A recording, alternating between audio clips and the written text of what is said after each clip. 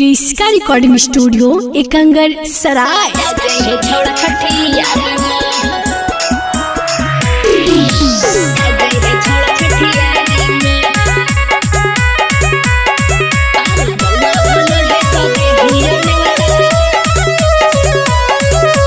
DJ Kundan Raj presented by Kriska films.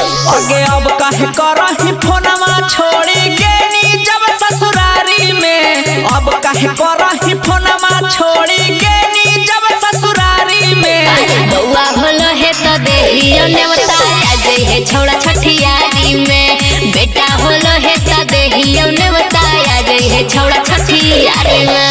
Lover समझ के देवी थी नेवता की देवी तही गोतियारी में, लभर समझ के देवी थी नेवता की देवी तही गोतियारी में। बउआ होलो है तो देहियो ने बताया जई है छोड़ा छठियारी में, बेटा होलो है तो देहियो ने बताया जई है छोड़ा छठियारी में। डीजे कुंदन राज चिड़ी, डीजे कुंदन राज चिड़ी। जई है छोड़ा छठियारी में।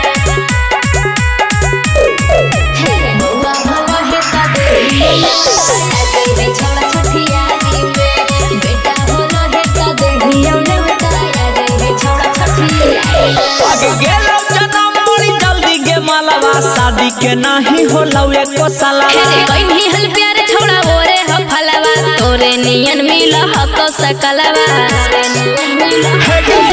आगे गेलो जन्म बड़ी जल्दी गे मालवा, शादी के नहीं होलो एको सालवा। कोई भी हल प्यार छोड़ा ओरे हो फलवा, तोरे नियन मिल हको सकलवा।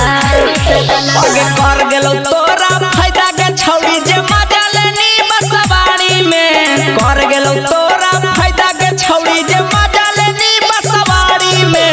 बेटा होलो है तो देहियो ने बताया जइए छोड़ा छठियारी में, बउआ होलो है तो देहियो ने बताया जइए छोड़ा छठियारी में।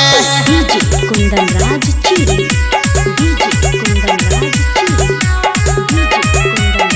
क्रिस्का रिकॉर्डिंग स्टूडियो एकंगर सराय। बउआ होलो है तो देहियो ने बताया जइए छोड़ा छठियारी में, बेटा होलो है तो देहियो ने बताया जइए छोड़ा छठियारी में। आगे कौची लइयो बेटा हम टूना मुनावा, लइयो खेलौना की लइयो झुना झुना। अरे खाली हाथे यहाँ राजा रोशनवा, देख लेबो तोरा जुड़ा जइतो मनवा। अच्छा आगे कौची लइयो बेटा हम टूना मुनावा, लइयो खेलौना की लइयो झुना झुना। खाली हाथे यहाँ राजा रोशनवा, देख लेबो तोरा जुड़ा जइतो मनवा।